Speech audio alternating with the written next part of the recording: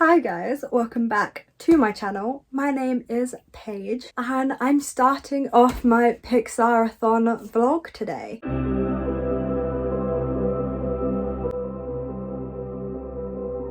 So today is the 3rd of August and I've only just decided today that I'm going to take part in Pixarathon. Pixarathon is a readathon hosted by my friend Lily over at Literary Lily, and it's essentially just a readathon celebrating the movies of Pixar, and Lily's put so much work into it. She's created all of these different routes and they all have different prompts based on the different movies, and it's just really fun and I didn't want to miss out on it, so I decided that even though I would have to buy books in order to take part in this readathon, that it was worth it and I would really have fun with it. These books were not on my August TBR just because I've only decided today to take part, and half of these books I bought today when I decided to take part. So I have decided to do the existential route, which just seems to fit me very well, and the overarching prompt for this route is to read a book that makes you feel something. My book for this prompt, I tried to choose books that were already on my TBR. So my book for this is A Goblet of Fire, just because the ending of this book is going to make me feel something. This book gets a lot darker. I'm sure there are moments in this book that might freak me out a little bit.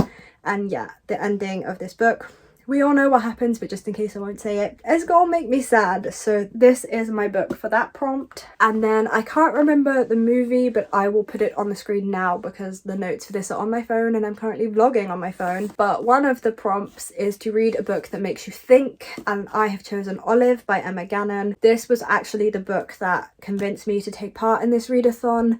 I read this not expecting it to make me think, but it really did. I gave this a 5 stars, absolutely adored it. Has massively changed the way I think about femininity, womanhood and adulthood in general. And so after reading this, I was like, yeah, I'm gonna count this towards a book that has made me think, and I'm gonna take part in Pixarathon. So I love that. And then I believe for the movie Coco, the prompt is to read a book featuring music or musicians. For this, I have chosen Ace of Spades. Everyone is talking about this book right now. This is a YA thriller that is very Gossip Girl vibes, like private prep school and an anonymous person is revealing secrets kind of plot. And one of our characters in this is Devon, and he is a very talented musician who buries himself in rehearsals and can't escape the spotlight. This might be a little tenuous in terms of being about music and musicians, but it works. It says musicians on the back of the book. I am counting it. Hopefully Lily will too. And then I believe the final prompt is Soul, which is read a book with a main character of colour, and I have chosen the Gilded ones. This is an immersive fantasy about a main character who is fighting to save the world. It keeps kind of popping up on my radar. I keep seeing it in Waterstones, almost buying it and then just not, and I decided to bite the bullet today. It has green sprayed edges. It is a beautiful book. However, if I decide that I'm not in a mood for a fantasy, I am going to read one of the Brown sisters books, probably the second one, but I can't remember which Brown sister that is. So gonna be fairly easy to read a book with a main character of colour. And so yeah, this is my TBR for Pixarathon. I'm just popping in. I will next pop in when I actually start reading a book for Pixarathon, but I have some other books on my TBR that I'm gonna get to first before I do that. So nice seeing you guys. Nice to start the vlog. Haven't vlogged in a little while, and I will catch up with you in a couple days. Psych! That's the wrong number! It has been a hot minute since I have updated you. It is literally right at the end of August now. I have been completely unsuccessful in Pixarathon because I was isolating away from my books and so I couldn't read them, but I have decided to retroactively complete Pixarathon. So I'll be completing Pixarathon in September. I'll still be vlogging it. We're just gonna pretend that it's August when it's not, it's September. I am 200 pages of the way into Ace of Spades. This is such a good book, but it stresses me out. It gives me so much anxiety, which again is kind of just a mark of a good thriller. I don't really read thrillers. I didn't realize this was a thriller when I picked it out, but it has such good reviews that I'm willing to stick with it. I'm heading into London today to go and catch the matinee of Andrew Lloyd Webber's Cinderella, so I can read this on the train. It's not too many stops. I only have to get off at Holborn, I believe. So it's not a huge amount of time to read, but but it's a little bit. We'll get a little bit done today, and then tomorrow I am heading up to Sheffield with my boyfriend because he's going back to uni. So I have about a 3-hour car journey to read, and we're hoping against hope to like smash this out in a week. I've got 3 pretty chunky books to read in a week. It's possible, but unlikely. But we're gonna try it. Yeah, this is just a very, very quick update to let you know that I am still planning on doing this readathon, even though it is September.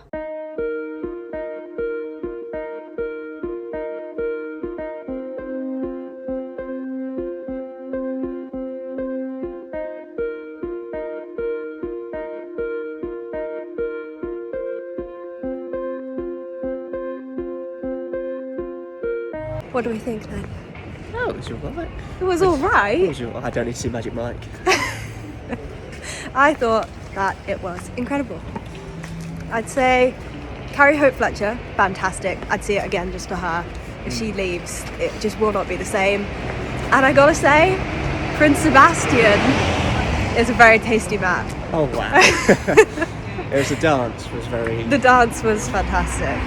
but the stepmother as well was also a standout performance. She was good. It was good. We recommend.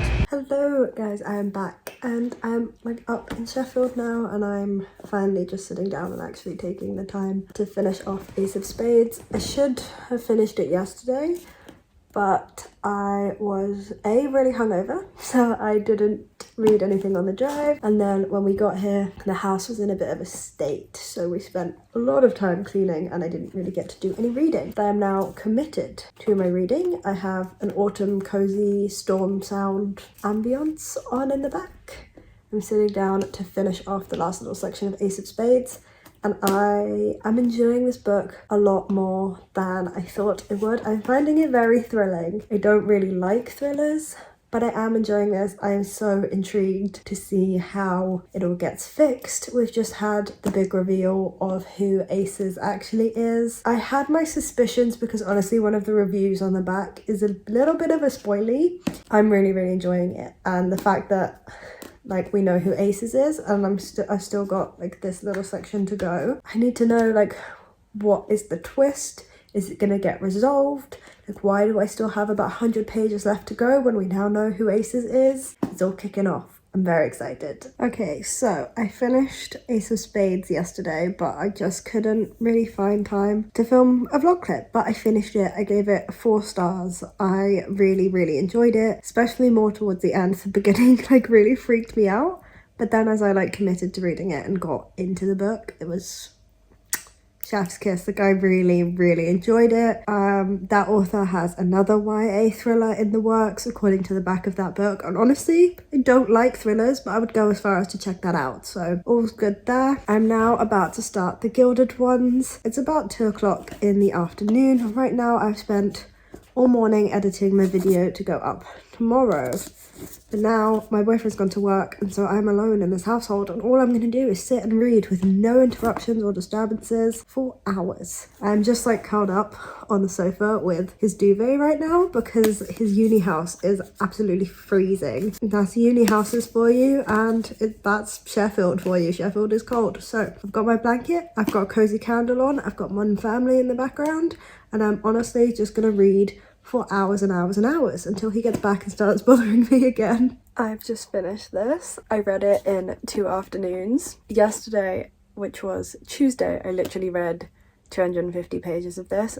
I just read like the last 150 pages, and oh my god, this is a 5-star read. I was not expecting this to be as good as it is, but it's so good. If you like the Poppy War, then you'll really like this. Admittedly, this is a bit softer than the Poppy War and a bit more high fantasy than the Poppy War, but like it gives me the same kind of vibe. I think you would really like it. This is also like a very deep examination of the patriarchy, as well as a little bit racism, but more of the patriarchy, and it's so good. There's not a lot in fantasy that can surprise me anymore. I've read so much of it. I've also read so much of romance. It just doesn't surprise me anymore. I can kind of predict a storyline from the get-go, but everything about this had me on edge. I had no idea what was going to happen. It's such a unique storyline, and I'm like fully gonna pre-order the next book. And I don't pre-order, but I'm gonna pre-order the next book because I want to keep up with this series. It's blown me away. This is 5 stars. I absolutely loved it.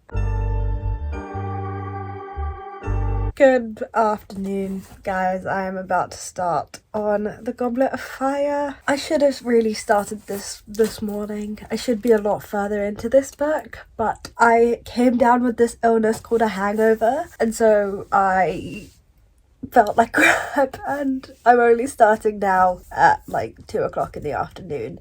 But my boyfriend has gone to work and he has an 8-hour shift, so I have 8 hours of uninterrupted reading ahead of me.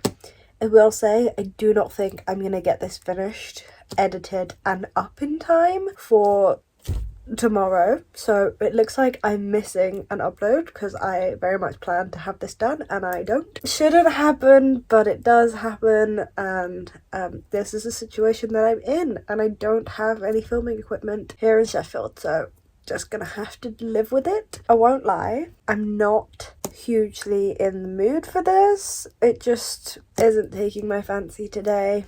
There's just other things I would rather read, but this is like my book for the overarching prompt of the readathon, so I have to read it. So I'm at least gonna start this. It is on my September TBR anyway. I don't know what I would read instead of it, really. I don't have any other books here other than books that I'm saving for my October TBR, so kind of just have to get on with it.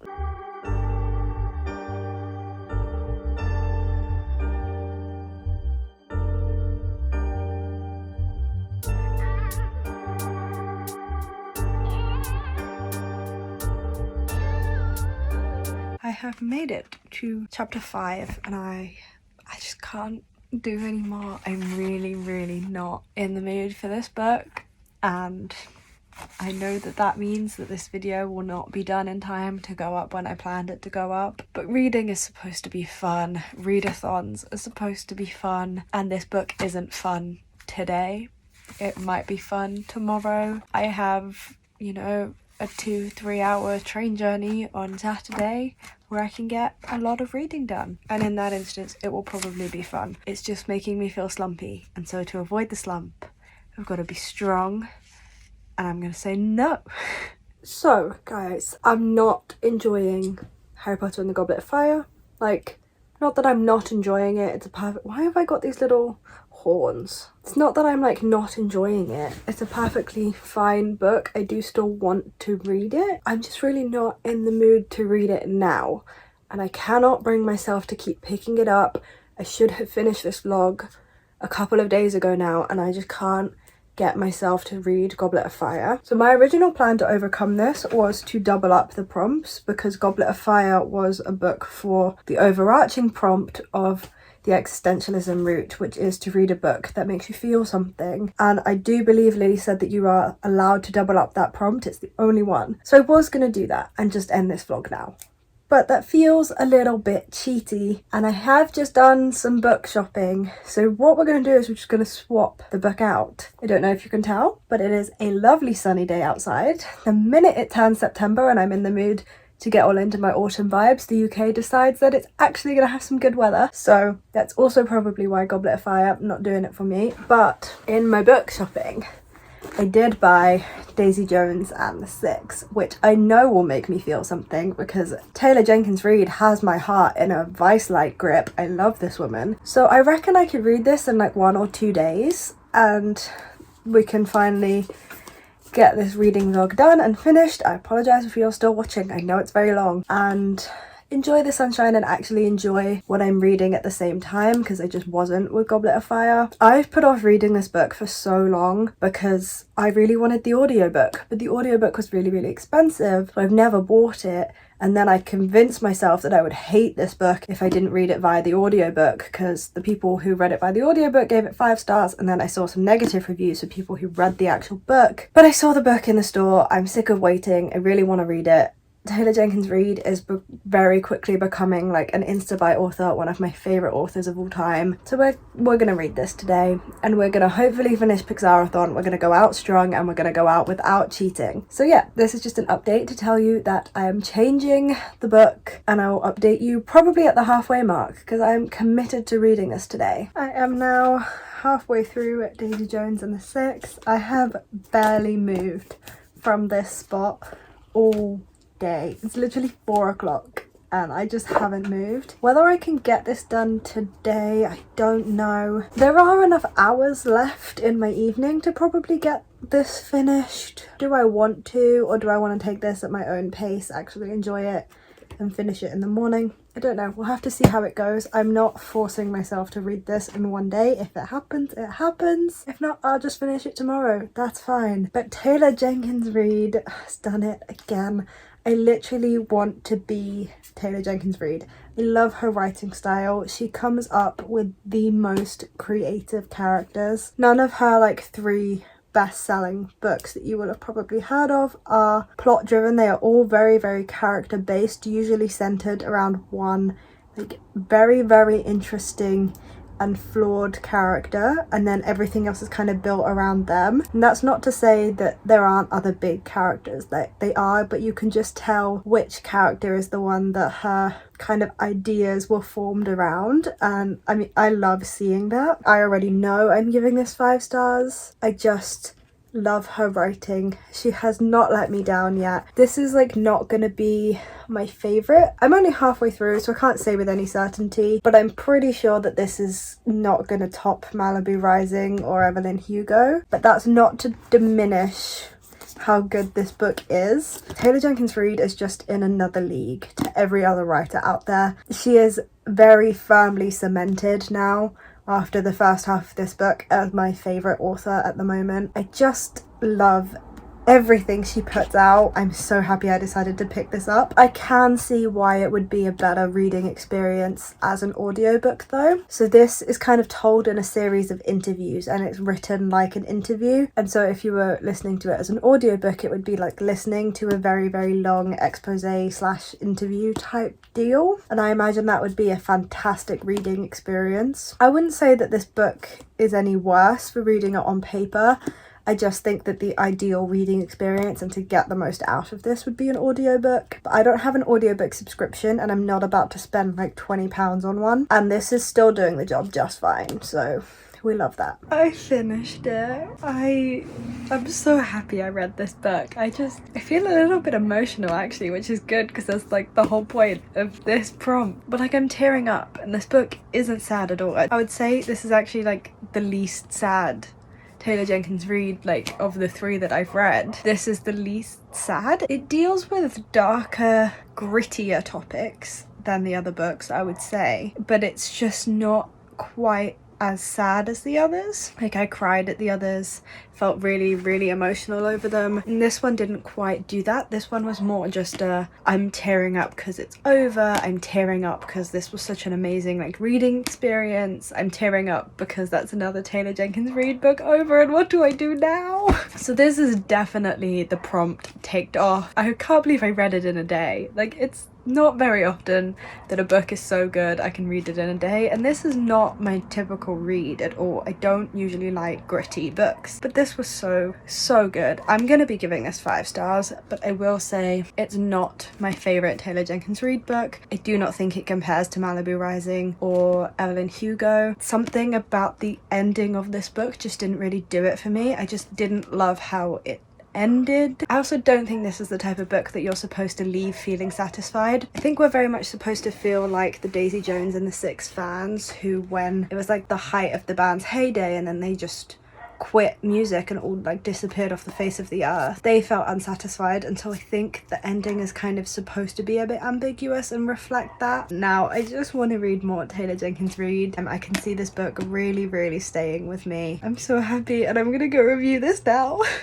And so that is that. I have finished the existential route for Pixarathon. I had a really, really good time doing Pixarathon. I wish that I could have actually done it in August and gotten to have been a part of the reading sprints. and a part of a community or taking part in a readathon. Doing the prompts and reading the books was really, really good fun. I highly recommend this readathon, but I just think it would have been a completely different experience if I'd gotten to do it with everyone else as well. At the very least, the readathon is now completed, and honestly, I read fantastic books for this readathon. I don't think I gave anything that I read for this readathon less than 4 stars. Whoa, what a fantastic readathon this has been for me. Thank you guys very, very much for watching, especially if you made it this far. If you did make it this far, why not hit that big red subscribe button down below. Check out the rest of my channel. You should also go and check out Literary Lily's channel because she came up with this readathon and it is just fantastic. Let me know what you think of any of these books down in the comments, or let me know how your Pixarathon went. I am very interested to hear how everyone found this. I hope you guys have a fantastic week and there are absolutely no reading slumps in your future, and you rate everything very, very highly and enjoy everything you are reading. And I will see you on Friday for my next video. Bye guys.